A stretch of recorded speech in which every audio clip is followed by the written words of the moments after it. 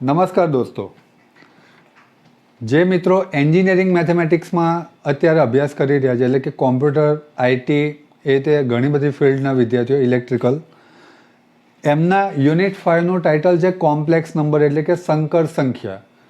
એનો એક એક્ઝામ્પલ અવારનવાર પૂછાતો હોય છે. ઇનડાયરેક્ટલી એનો ઉપયોગ હોય છે કે તમારું જે કોમ્પ્લેક્સ નંબર તમને એક કોમ્પ્લેક્સ ફોર્મમાં આપેલો છે. એના ચેપ્ટરનું ટાઇટલ જ છે દોસ્તો કોમ્પ્લેક્સ, સંકર સંખ્યા, જટિલ સંખ્યા. તો એ નંબરને સ્ટાન્ડર્ડ ફોર્મ a+bi, એટલે કે એક રિયલ પાર્ટ અને એક ઇમેજનરી પાર્ટમાં કન્વર્ટ કરવાનો આવશે. યુનિટ 5નો ઓલરેડી મેં એક વિડીયો પોસ્ટ કરેલો છે દોસ્તો, એને ખાસ જોઈ લેજો કે જેથી તમને એના basic operations, addition, subtraction, multiplication, modulus, એના પોલર ફોર્મ, એવરીથિંગ તમે ઇઝીલી સમજી શકો. અને એના ટ્યુટોરિયલના વિડીયો ઉપર બી હું કહું છું, વારંવાર કહું છું, ભાર મૂકજો. અહીંયા એક ક્વેશ્ચન એવો આપેલો છે કે convert this number into standard form.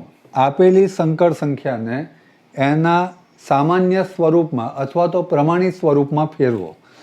તો અહીંયા ગાડી બીજા કોઈ નિયમ યાદ નહીં રાખવાના દોસ્તો.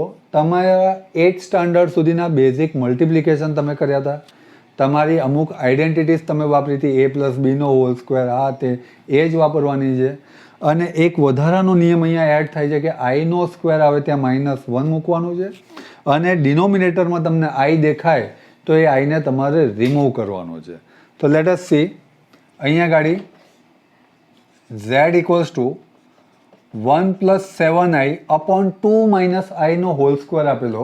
તો નીચે ધ્યાનથી જુઓ દોસ્તો, a - b² છે તો સિમ્પલી a² -2ab, એટલે કે 2 × 2 = 4i, પ્લસ b² એટલે કે i².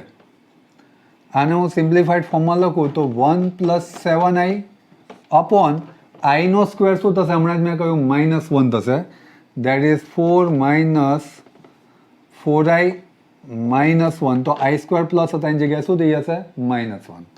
દેટ ઇઝ સિમ્પ્લિફાઈ હજુ રાખીએ આપણે 1 + 7i અપોન 4માંથી 1 જાય તો કેટલા બચશે? 3 - 4i. ઓકે. ડિનોમિનેટરમાં i વાળું ટર્મ ન ચાલે. એનો મતલબ શું કરવાનું? એનું આપણે કોન્જ્યુગેટ વડે મલ્ટીપ્લાય એન્ડ ડિવાઈડ. કેવી રીતે કરીશું?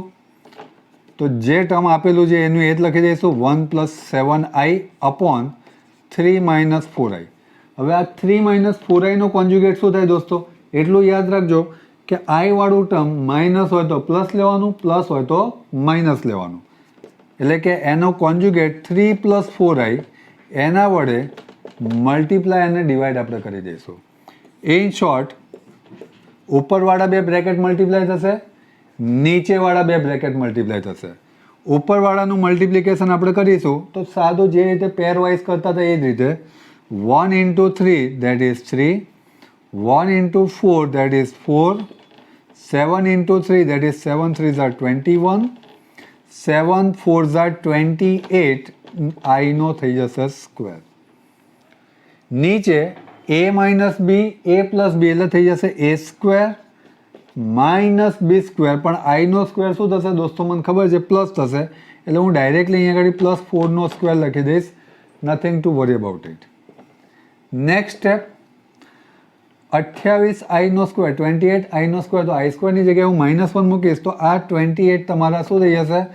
-20.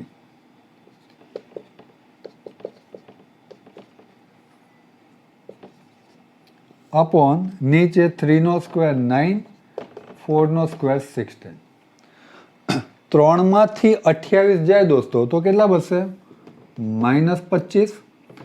21i માં 4i એડ થશે તો કેટલા બચશે? +25i. છેદમાં 16 + 9 કેટલા થશે? આમાંથી કંઈ કોમન નીકળતું એવું લાગે છે દોસ્તો? Yes, 25 is a common. 25 વડે ઇન શોર્ટ ડિવાઈડ કર્યા તો -1 + i. આ થઈ ગયું તમારું દોસ્તો સ્ટાન્ડર્ડ ફોર્મ, -1 + i. એટલે કે આ તમારું a + bi ફોર્મમાં થઈ ગયું, જ્યાં a ની વેલ્યુ -1 અને b ની વેલ્યુ i ની સાથે 1 મલ્ટીપ્લાઈડ છે. That's it. તો આ રીતે સ્ટાન્ડર્ડ ફોર્મ કરવાનો દાખલો આવશે. સ્ટાન્ડર્ડ ફોર્મનો ડાયરેક્ટલી ના પૂછાય તો આ જ ક્વેશ્ચનને આગળ એક્સટેન્ડ કરી શકાય. એ તમને નેક્સ્ટ વિડીયોમાં જોવા મળશે કે કઈ રીતનું પૂછી શકાય. Thank you very much. Thanks a lot.